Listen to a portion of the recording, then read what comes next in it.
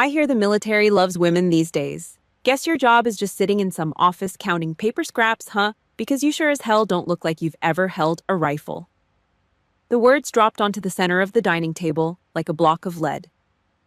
Jenna let out a high, breathy snicker, a pathetic, enabling little sound that bounced off the vaulted ceiling of the dining room. Then the air went completely dead. The ambient noise of the suburban house, the low hum of the oversized refrigerator, the manufactured crackle of the gas fireplace seemed to get sucked into a vacuum. I didn't blink. My body did exactly what it was trained to do under a sudden localized threat. My heart rate plummeted, locking in at a steady icy 12 beats per minute. My breathing flattened out, drawing air shallow and silent through my nose. It was a purely physiological response, the body's quiet mechanical preparation to absorb an incoming blast. I kept my eyes dead center on Mark's throat, right on his Adam's apple. I could see the faint, rapid throb of his carotid artery beneath the stiff collar of his designer polo shirt. He was running hot. His pulse was erratic, fueled by 2 fingers of cheap scotch and a desperate, fragile need to break my spine in front of an audience. He wanted to strip away the uniform he couldn't understand. He needed to reduce my entire existence to a punchline so he could feel like the biggest man in the room. Across the table, Uncle Frank froze, the old Marine's shoulders locked into place. His wineglass hovered an inch from his lips, suspended in midair. Frank was the only other person in this room who knew what a severed artery smelled like. Our eyes didn't meet, but the radar pinged. He felt the sudden, violent shift in the room's atmospheric pressure. The space between us turned thick, heavy, unbreathable. 1 second of silence dragged out. It stretched, pulling taut like a steel tripwire before snapping my mind violently backward, dropping me 3 hours deep into the past. 3 hours earlier. The engine of my beat-up Ford groaned a heavy metallic rattle before finally choking out in the driveway. Fairfax, Virginia. A pristine 2-story colonial, wrapped in flawless white vinyl siding, complete with a manicured lawn that smelled like fresh chemical fertilizer. The American dream, financed by a literal nightmare. I sat behind the steering wheel for a long time. The leather cover was cracked and peeling cold against my palms. My thumbs, heavily calloused from years of gripping things meant to tear through flesh and bone, traced the crisp edge of the paper resting in my lap. $6,000. Hazard pay. The exact calculated price of my life for the past 30 days in the sandbox. Every cent of that blood money was about to be endorsed, handed over, and shoved directly into the mortgage of this very house. Jenna's house. The house I kept out of foreclosure while getting shot at in a time zone they couldn't even point to on a map. I folded the check once, pressing my thumbnail down the center to make the crease razor sharp, and shoved it deep into the front pocket of my denim jeans. I reached into the passenger seat and grabbed a blue silk button-down shirt, the civilian camouflage. I stripped off my olive drab field jacket. The heavy canvas smelled faintly of fine desert dust, dried sweat, and jet fuel. I tossed it into the back seat like a dead weight. As I pulled the silk shirt over my shoulders, the smooth, expensive fabric caught hard on the jagged, raised scar snaking up the inside of my left forearm. I shivered. A sharp, involuntary muscle spasm shot up my neck. My fingers moved sluggishly over the small, fragile buttons, bottom to top, one by one. Putting on this shirt felt like stepping into a straitjacket. I had to bury the survivor. I had to lock away the predator that kept me breathing in the dirt. Also, I could walk through that oak front door and play the role of the harmless, deadbeat little sister. The one who just couldn't seem to settle down and get a real job. I pushed the car door open. The rusted hinges screamed. I shoved the heavy front door open and stepped inside. The smell hit me like a physical blow, a suffocating wall of burnt garlic butter and heavy roasted meat. It was cloying, nauseating, the kind of aggressive, forced domestic warmth that immediately clogged the back of your throat. "You're late." Jenna didn't walk out of the kitchen. She marched. She was wiping her hands aggressively on a floral apron worn over a silk dress. There was no, "Hello." No, "How was your flight?" No, "Glad you made it back in one piece."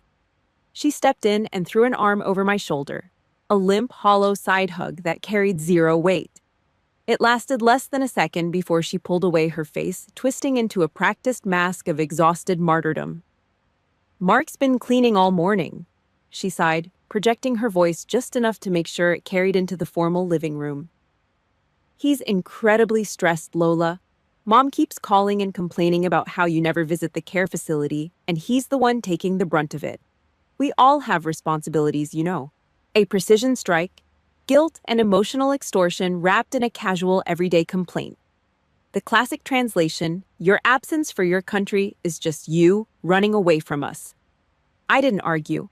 I didn't waste the oxygen to defend myself. I just stood up straighter. My spine aligned rigid as steel rebar. My eyes swept the living room. It wasn't a conscious choice. It was hardware level. I checked the corners. I noted the blind spots behind the oversized leather sofa. I checked the sightlines from the bay windows out to the street. 2 exits. Clear. I looked down and kicked off my heavy boots by the door. On the entry mat, 3 pairs of plush memory foam house slippers sat in a meticulously neat row. 1 for Mark, 1 for Jenna, 1 for Caleb, my 19-year-old nephew, who was currently glued to his phone on the couch. None for me. I stepped past them. My bare feet hit the polished hardwood. The floor I literally bought. It was freezing, the cold biting through the soles of my feet like I was walking barefoot on a sheet of solid ice. An outsider in a sanctuary, paid for with my own flesh. Mark walked out of the formal dining room. He didn't say a word. He just stood in the archway, swirling a heavy crystal glass of single malt. The ice cubes clacked against the glass, a sharp, arrogant rhythm. He gave a slight dismissive jerk of his chin, his version of a greeting to the hired help. "Dinner's ready," Jenna announced, rushing past me with a hot basket of bread. She pointed to the far end of the long dining table, the corner seat, shoved right up against the swinging kitchen door, the worst tactical position in the entire room. Boxed-in back, completely exposed, practically sitting in the walkway. The designated chair for the person with no voice. The charity case. I walked over and pulled the chair out. The wood groaned harshly against the floorboards. Plates clattered. Mark didn't just sit down. He descended. He took the head of the table, planting both elbows wide on the mahogany surface, physically expanding his footprint to claim the airspace. Caleb slumped into the chair across from me, barely looking up from a glowing screen. Mark looked down the length of the table at me, his eyes cutting through the thin, greasy steam rising from the roasted chicken in the center. His lips curled into a slow, mocking smirk. Jenna dragged her silver knife across her porcelain plate. A high, screeching scrape that sent a jolt straight to my molars. The suburban king was holding court. This wasn't a family dinner to welcome a sister home. It was a power play. A calculated, deliberate execution of status designed to remind me exactly where I stood in his hierarchy. I sat perfectly still. I kept my hands resting flat on my thighs, hidden beneath the table, out of sight. The smell of garlic butter thickened in the hot air, mixing with the sharp tang of Mark's cologne. He took a slow, deliberate sip of his scotch, his eyes never leaving mine. I knew exactly what this was. I had just walked out of a literal war zone, flown 6,000 miles to pay for the roof over his head, only to sit down right in the crosshairs of an invisible sniper. Mark chewed with his mouth open. It was just a fraction of an inch, but it was enough to let the wet-slapping sound of masticated chicken leak into the dead air of the dining room. He held court at the head of the table, his sleeves rolled up to the elbows to show off a heavy silver chronograph watch. He was on a roll, bragging about his third-quarter portfolio yields, complaining about the exorbitant green fees down in Naples for his upcoming golf trip. I sat at the far corner, trapped between the swinging kitchen door and a massive potted fern, chewing a piece of dry white meat. The excessive garlic butter coated the roof of my mouth, thick and suffocating. It tasted like ash. I tuned out the sound of his voice. My brain shut down the auditory receptors for his bragging and focused solely on his physical rhythm. I tracked his right hand. His index finger tapped the edge of the mahogany table. Tap, tap, pause. Tap, tap, pause. Erratic. Undisciplined. Anxious. Across the table sat Uncle Frank. Frank didn't talk. He just cut his meat. He wore a faded flannel shirt, the collar frayed at the edges. His spine was permanently curved from age and gravity, but his hands were steady. He held the heavy steak knife like a surgical tool. One clean slice through the beef. No sawing, no dragging the blade, no wasted motion. Frank slowly lifted his head. His eyes washed out blue and permanently tired, cut through the rising steam of the roasted vegetables, and met mine. The radar pinged. It was a silent, high-frequency transmission between two people who knew exactly what a body bag looked like when you zipped it shut. We didn't need to speak. We didn't need to roll our eyes. We both smelled it. The rotting, sickly sweet stench of suburban arrogance rolling off the man at the head of the table. Mark thought he was a titan because he moved numbers on a spreadsheet. Frank and I knew how easily a titan bled out in the dirt. Jenna dropped her fork. It clattered loud against the floral porcelain plate. She let out a heavy rattling sigh, a sound perfectly engineered to suck every ounce of oxygen out of the room and center all attention directly on her. She scooped a bruised wedge of roasted potato and let it fall onto her dish with a wet thud. I had to drive 30 miles down Route 50 last month, she announced, staring at the salt shaker. Mom's prescriptions got messed up again by that idiot doctor. I spent 3 hours arguing with the pharmacist. 3 hours. I'm just so completely drained, Lola. She paused, letting the trap set, letting the guilt simmer. I mean, at least you have it easy, Jenna continued, her voice dripping with poison disguised as fatigue. The military houses you. They feed you. Honestly, our tax dollars are practically paying for your little vacation from the real world. Must be nice not having to deal with the heavy lifting here. A blatant, naked execution. The $6,000 check folded in my front pocket suddenly felt like a hot iron pressing into my thigh. That was my blood, my hazard pay. The exact dollar amount that kept the bank from chaining the front doors of this immaculate, temperature-controlled colonial. I had signed it over so she could complain about a 30-mile drive in an air-conditioned SUV. I had spent the last 30 days sleeping in body armor, jolting awake to the sound of incoming mortars just so she could play the victim over a pharmacy run. I didn't open my mouth. I didn't defend myself. Instead, I gripped my fork. I pressed the pad of my right thumb hard against the sharp, stamped edge of the metal handle. I pushed down. Harder. I let the pain anchor me. I pushed until the skin turned bone white. The thick blue vein running down the back of my hand bulged, throbbing rhythmically against the scarred tissue of my knuckles. Overseas, the enemy buried pressure plates in the sand. You stepped wrong, you lost your legs. Here in the pristine safety of Fairfax, your own flesh and blood buried landmines right in your damn dinner bowl. So what exactly do you do? Caleb leaned forward. His elbows bumped the table, knocking over his water glass. He didn't even notice. His eyes were wide, glowing with that detached cinematic hunger of a 19-year-old college kid whose entire concept of violence came from a flat screen and an Xbox controller. Like, are you a sniper? Caleb asked, grinning.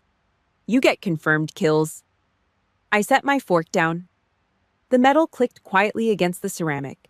I kept my hands above the table, resting my wrists on the edge of the wood. Special operations, I said. 2 words, flat, empty. Mark didn't miss a beat. He snatched the opening, desperate to reassert his dominance over the room. He leaned heavily onto his forearms, tilting his head down to look at me like I was a stain on his expensive rug. Special ops, huh? Mark scoffed, swirling the scotch in his glass. The ice clinked loud and mocking. Sounds highly classified. What does that actually mean in the real world? You brew the coffee for the generals. Make sure the requisition forms are filed on time. He chuckled, a wet, rattling sound in the back of his throat. He looked at Jenna, waiting for her to validate the joke. She offered a weak smile. I guess if you stay deployed long enough, it's a great way to hide from adult responsibilities. Mark pressed his voice, getting louder, filling the space. Just keep avoiding the real work. Easier to play soldier than deal with a sick mother, right? He wanted to peel my skin off. He wanted me to break. He wanted me to raise my voice, to cry, to admit I was a deadbeat sister, dodging life while he footed the emotional bill. His fragile, paper-thin masculinity was threatened by a woman who didn't need his money, so he used his checkbook and his house as a blunt instrument to beat me into submission. The air in the dining room thinned out. The heat pouring from the gas fireplace suddenly felt suffocating, baking the back of my neck. The central HVAC kicked on a low hum that sounded like a drone engine miles above a target. So since you're such a hardened combat veteran, Mark sneered. He pointed his silver fork directly at my chest, jabbing the air with each word. What do they call you out there? I got a tough guy nickname, Hiding Kitten. Jenna giggled, a sharp, pathetic little hiccup. Caleb smirked, looking down at his plate, embarrassed but entertained. I stopped breathing. The civilian shell didn't just crack. It shattered, falling away in jagged, heavy pieces. I leaned back against the wooden chair. Slow, deliberate. It was the posture of a predator that just realized the prey had walked directly into the cage and locked the door from the inside. My eyes snapped up. I bypassed his chest, bypassed his mouth, and locked straight into his pupils. I didn't blink. I didn't shift in my seat. I didn't raise my voice a single decibel. But the sheer freezing mass of the silence pouring off my body hit the room like a shockwave. It choked the space. The giggling stopped instantly. Caleb sat up straight, his smirk vanishing. Even Mark's hand froze, the fork suspended awkwardly in the air, his mouth half open. I let the dead air stretch. I let him drown in it. I watched the sudden, primal flicker of panic twitch behind his eyes as his nervous system registered that he had just kicked a sleeping explosive. I opened my mouth and dropped a slab of concrete right on his chest. Mad dog. Mad dog. The two syllables left my mouth. They didn't echo. They hit the center of the dining table and sat there heavy, dense, and freezing cold. Mark's mocking smile was still plastered across his face. It hadn't even started to fade. His brain was still buffering, trying to process the absolute zero temperature of the room, waiting for a punchline that wasn't coming. Crack! The sound was violent, bone dry.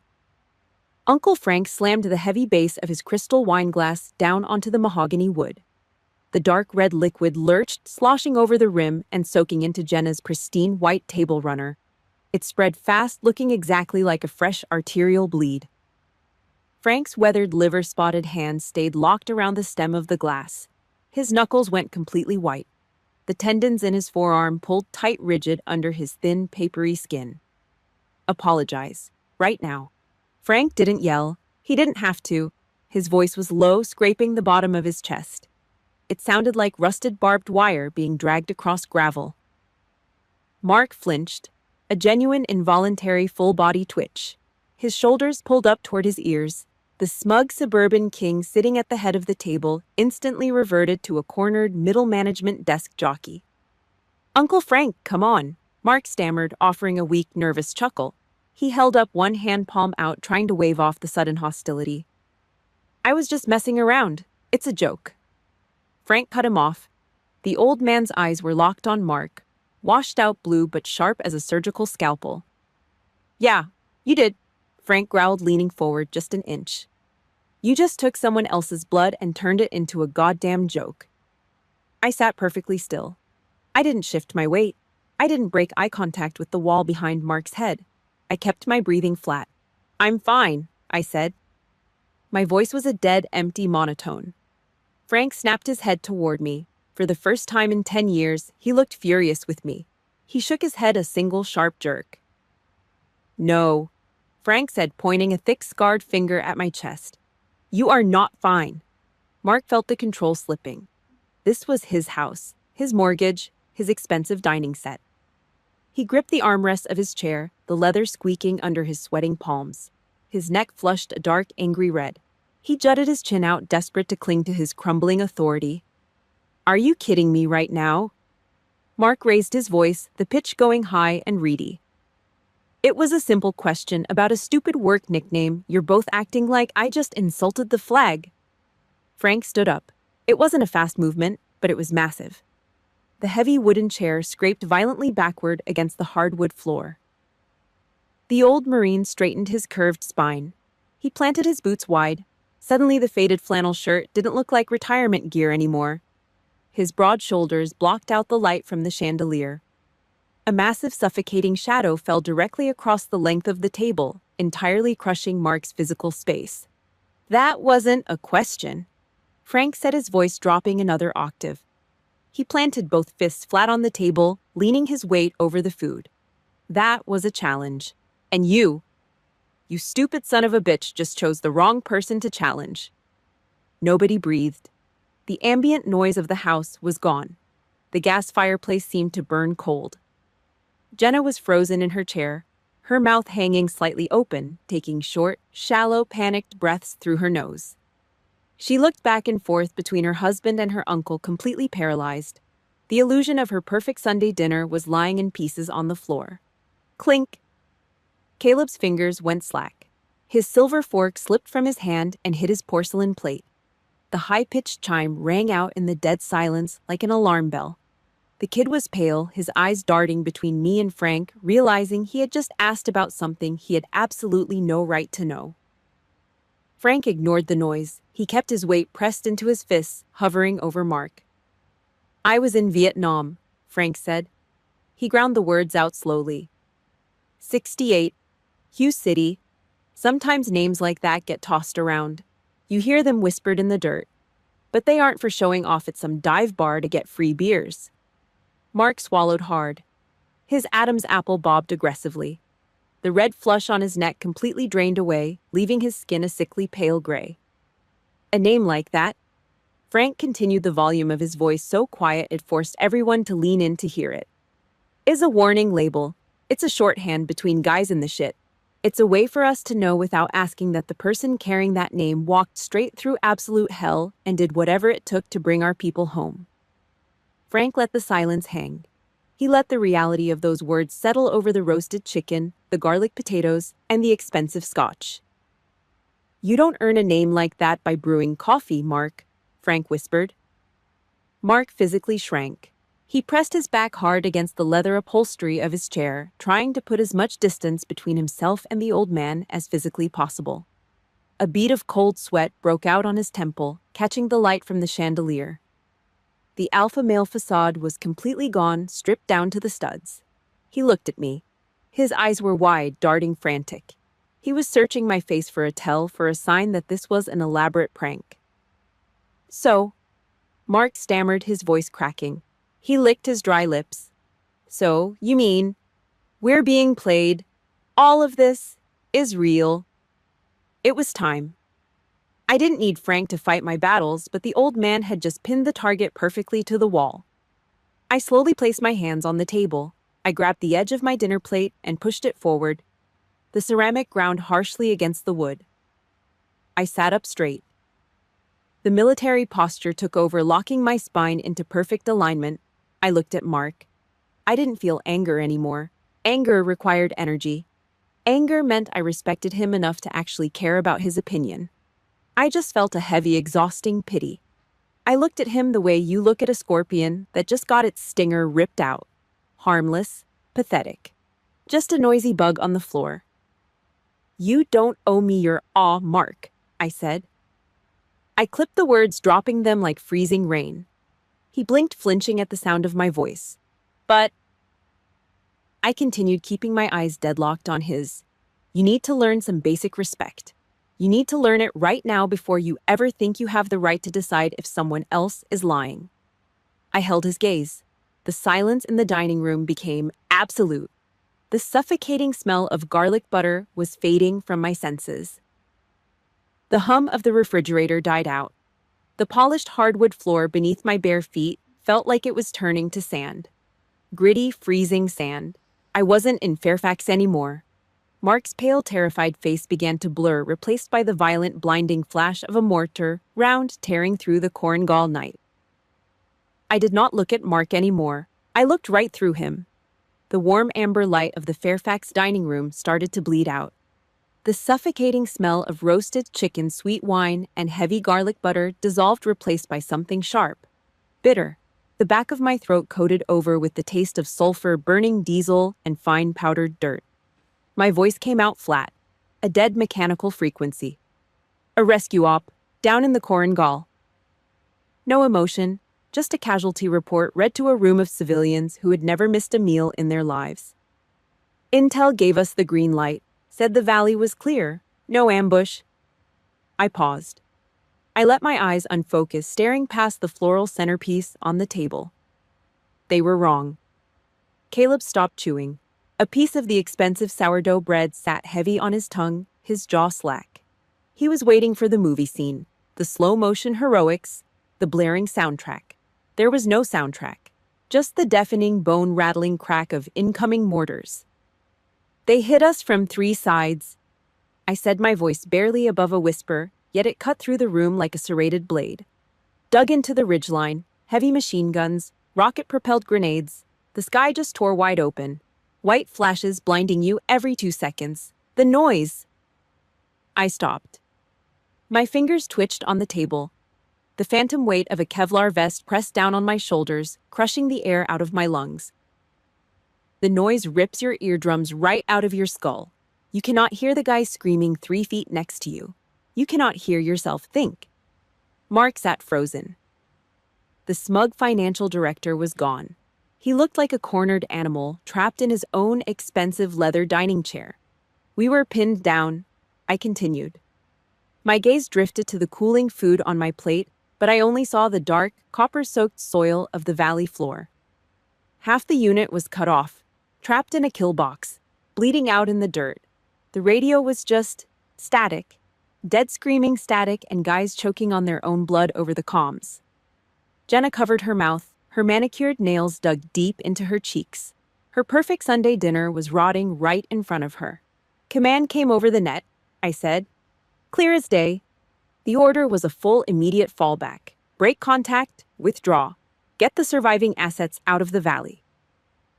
Mark blinked, his chest heaving. The concept of losing was entirely foreign to him. He lived in a world of bailouts, padded bank accounts, and safety nets. What about the guys who were hit? Mark stammered. His voice was a pathetic, reedy squeak. The wounded. I raised my eyes. My pupils dilated, locking onto his face with cold mechanical precision. The rules of war are not written for your comfort, Mark, I said. When you cannot save everyone, you save the majority. The math is simple. The math is brutal. The order was to leave them behind. Write them off as a total loss. Across the table, Uncle Frank lowered his head. His heavy, gnarled hand closed tightly around the stem of his wine glass. He knew the math. He knew the trolley problem. It was the crushing, soul-destroying calculus that no guy in a tailored suit would ever have to face.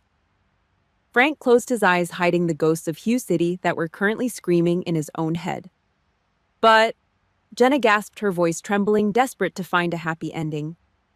You made it back. You survived. Yeah, Jenna, I said, a hollow sound escaping my throat. I survived. Mark leaned forward, desperate to make the numbers work. Desperate for a clean, logical narrative he could process. Wait, did you go back for them alone? I gave a slow, barely perceptible nod. The truth was ugly. It was not a tale of bravery. It was absolute, borderline insanity. I did not get a medal for following orders, I said. The words tasted like rust. I did not get a parade. I broke protocol. I violated direct commands. I risked a full court-martial, a dishonorable discharge, and a one-way ticket to a military prison in Leavenworth. I could feel the cold steel of the rifle in my hands. Not my rifle. My rifle was jammed with sand and grit. I had ripped a fresh one out of the hands of a 20-year-old kid from Ohio who was missing the lower half of his jaw. His blood was still warm, slicking the plastic grip. I grabbed a dead man's weapon. I said, my voice dropping lower, grinding against the absolute silence of the room. And I ran straight back into the fire. Caleb was completely white. The video game fantasy was dead. He was staring at a monster. I did not follow orders, I told them. I knew the price. I knew exactly what it would cost my career. And I went back anyway. Mark physically collapsed.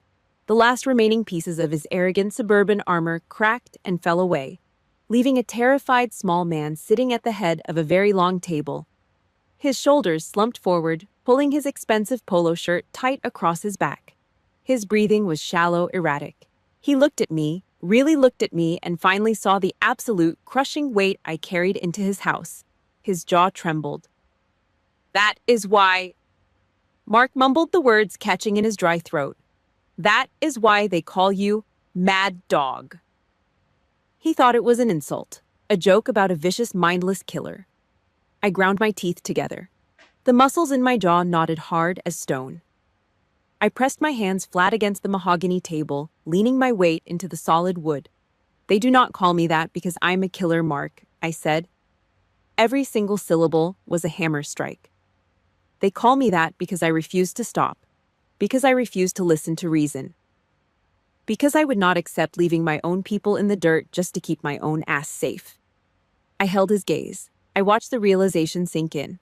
I spent my Thanksgiving hauling mangled bodies out of a ditch while taking heavy machine gun fire so a guy like Mark could sit in an air-conditioned room and complain about his golf fees. I sold my soul in the Coringal so they could sleep through the night in Fairfax. The dining room descended into a dead, suffocating silence. The verdict was delivered. I did not need to raise my voice. I did not need to throw a punch. The raw, bleeding truth just crushed the life out of every single petty, ignorant grievance they held against me. Mark just stared at his plate.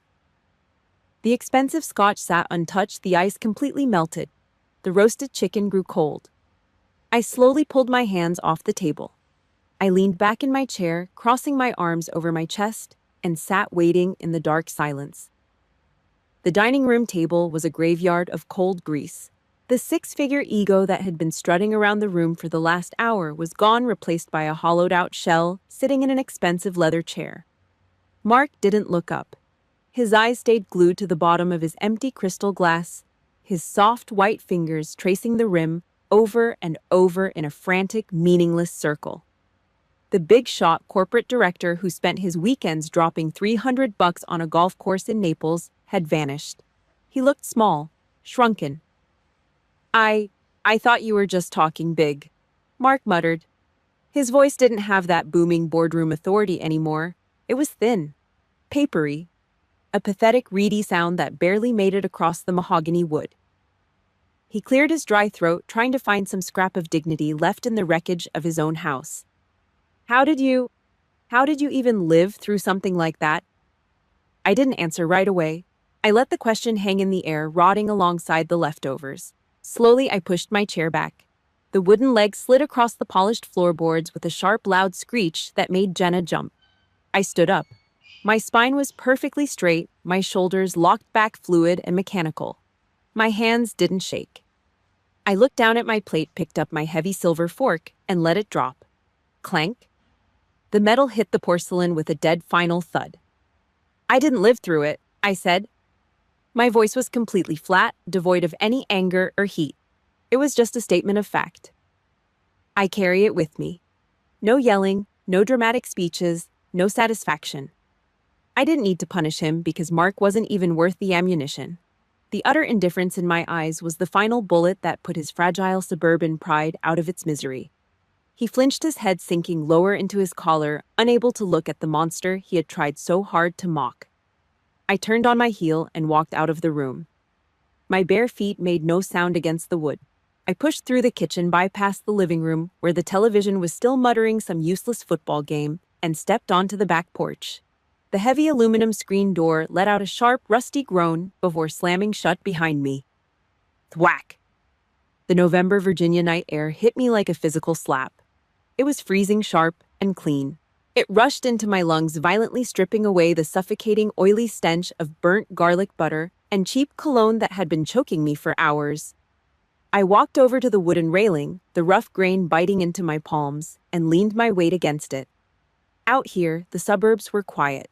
Just a row of identical colonial houses with identical manicured lawns, all tucked safely away behind a wall of ignorance. I reached down into the pocket of my jeans. My thumb caught the sharp folded edge of the $6,000 check. The money meant to pay for the very roof over my head right now. The money Jenna took with one hand while using the other to point out all my flaws. I pulled it out halfway, my calloused fingers feeling the flimsy paper. Behind me, the screen door hinges screamed again. I didn't turn around. I didn't need to. I recognized the heavy, uneven drag of the boots.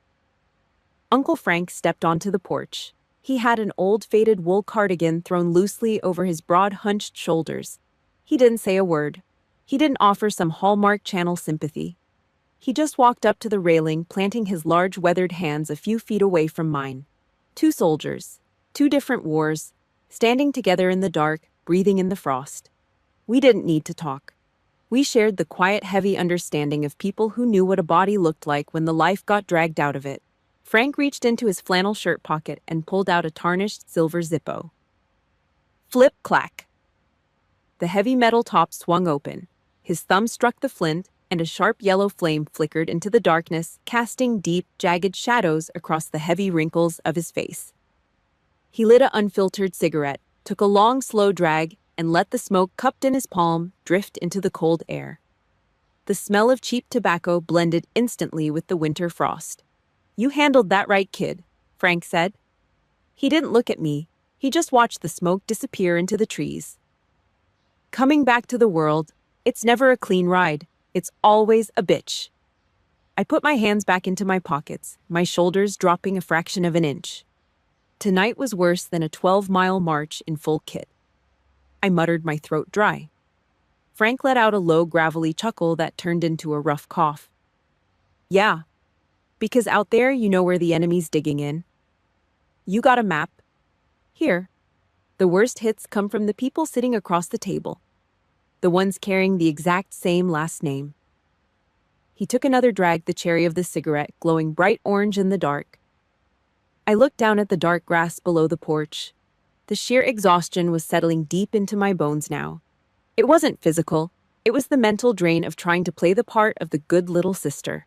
The tired routine of hiding the scars and watering down the truth, just to make civilian life comfortable for people who were too soft to handle the reality. Frank shifted his weight, his old boots creaking against the porch floorboards. He turned his head, his washed-out blue eyes locking onto the side of my face with a heavy, unmovable weight. "Nights like this. They're necessary." "Lola." The old Marine said, his voice dropping into a rough, rhythmic rumble. "You gotta set the parameters." I kept my jaw tight, listening to the wind rattle the dead leaves in the yard. "Listen to me." Frank pressed, pointing the glowing tip of his cigarette toward the glowing windows of the dining room behind us. "The people inside that house, they don't need to understand what you did out there. They're never going to get it. Their brains aren't wired for it. They think the world is safe because they got a good credit score." He snapped the Zippo shut with a loud metallic click that echoed in the yard.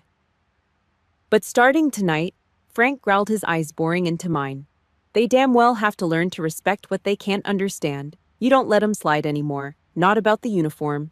Not about the price." Something inside my chest gave way. A tight, rusted gear that had been jammed for months finally snapped into place. The phantom weight of the valley seemed to lift just a fraction, leaving behind a cold, hard clarity. Frank was right. I didn't owe them an explanation. I didn't need their validation to know the worth of the blood I had spilled. My hand tightened inside my pocket.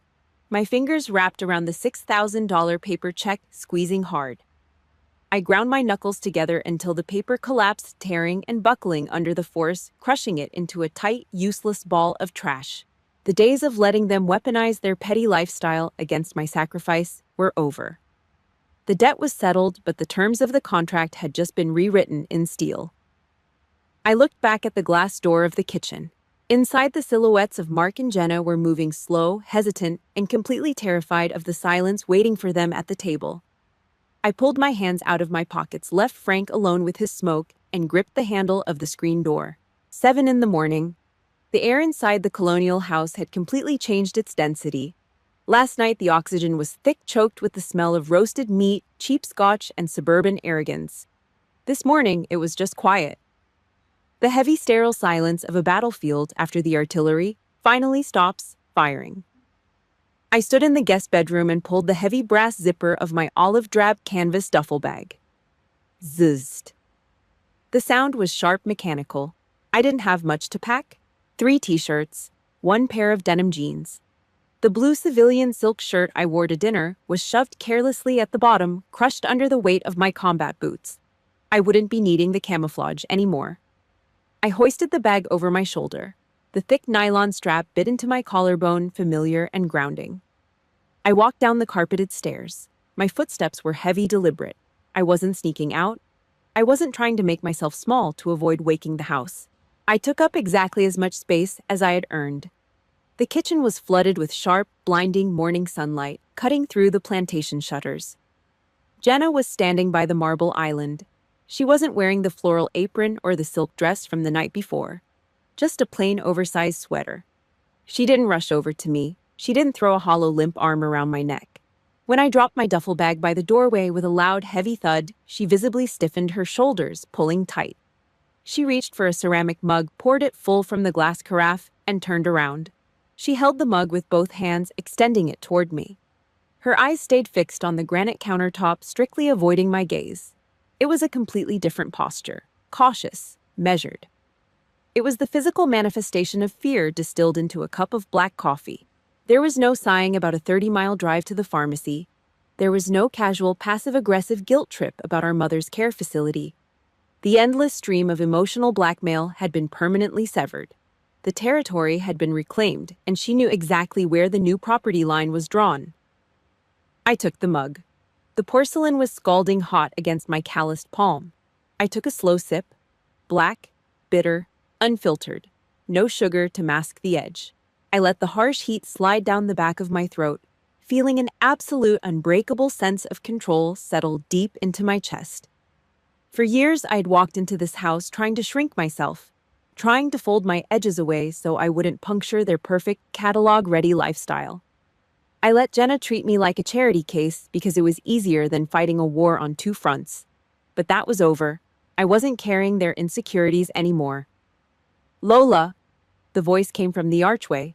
Mark stepped out of the living room shadows. The transformation was jarring. The tailored suit trousers and the rolled-up sleeves showing off the silver chronograph watch were gone. He wore a faded gray t-shirt and a pair of worn-out sweatpants. His shoulders, usually puffed out to claim maximum airspace, were slumped forward, completely deflated. The corporate apex predator had been reduced back to a tired, middle-aged man who realized he wasn't the most dangerous thing in the room. He stopped walking exactly 2 steps away from me. It wasn't a conscious choice. It was an instinctual, primal calculation. He kept a safe physical buffer, recognizing the threat level he had blindly ignored the night before. Mark started. His voice was raw, lacking the booming resonance he used to order people around. He swallowed hard, looking at the floorboards before forcing his eyes up to meet mine. "I want to do better. I need to do better." I didn't blink. I took another sip of the bitter coffee, waiting for him to finish. "Thank you," Mark said, his voice dropping into a quiet, raspy whisper. "Thank you for not breaking my jaw last night." It was a genuine confession. The absolute, unfiltered honesty of a man whose toxic, arrogant shell had been systematically crushed into powder. He wasn't asking for forgiveness. He knew he hadn't earned it. He was just acknowledging the mercy he had been given. I kept my face entirely blank, a flat, unreadable mask. I didn't smile to ease his discomfort. I didn't tell him it was okay because it wasn't okay. The scars were still there. The betrayal was still real. But the dynamic had permanently shifted. I was the one holding the gavel now. I gave him a single, barely perceptible nod. "That is enough," I said. 3 words, cold and final.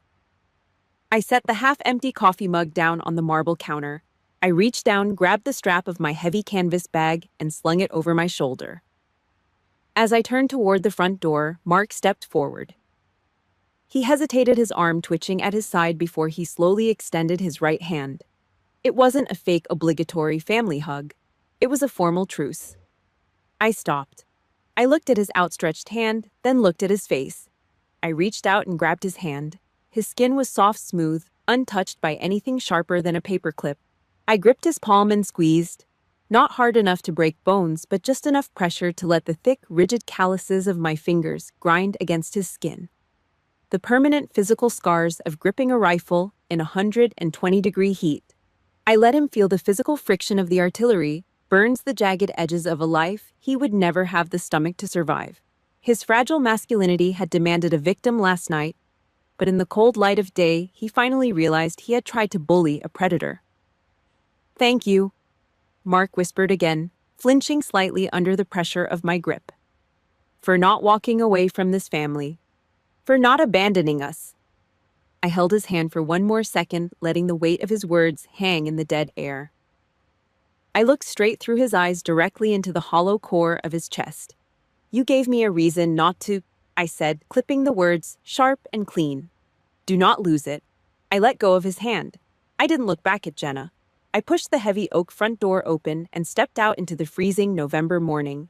The cold air felt like a baptism. I walked down the concrete driveway toward my rusted Ford.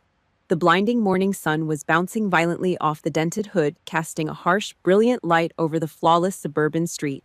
I threw my canvas bag into the passenger seat, climbed behind the steering wheel, and slammed the heavy metal door shut. The rusted hinges screamed one last time before sealing me inside. I turned the key. The old engine roared to life, a deep, aggressive, mechanical growl that completely shattered the fragile, pristine silence of Fairfax. It was a blue-collar sound, rough, unpolished, and completely out of place in this zip code. I dropped the transmission into gear, my hand resting naturally on the cracked leather shift knob. As the truck rolled forward, I glanced up at the rearview mirror. The frame of the mirror perfectly captured the colonial house.